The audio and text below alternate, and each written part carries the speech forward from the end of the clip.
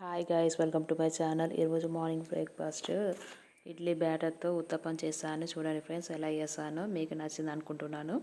ముందుగా దోశ ప్యాన్ పెట్టి stove high ఫ్లేమ్లో పెట్టాలి.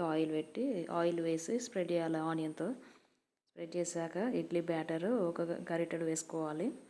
దోశలాగా స్ప్రెడ్ చేయొద్దు. ఈ ఉత్తప్పం మందమే వస్తాయి. 1 టీ స్పూన్ ఆయిల్ వేయాలి.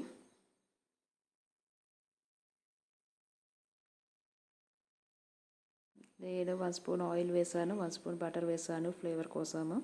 ముందుగా క్యారెట్, ఆనియన్, కరివేపాకు, కొత్తిమీర అవన్నీ కట్ చేసి పెట్టుకోవాలి.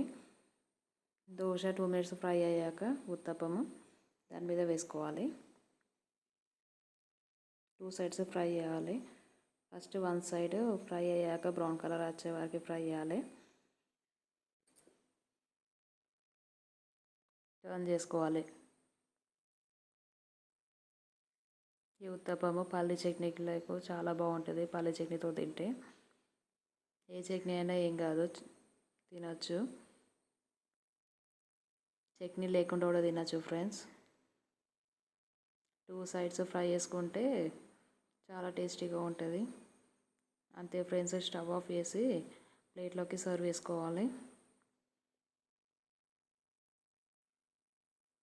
మీకు నచ్చింది అనుకుంటున్నాను. లైక్ చేయండి, షేర్ చేయండి, సబ్స్క్రైబ్ చేయండి. Thank you.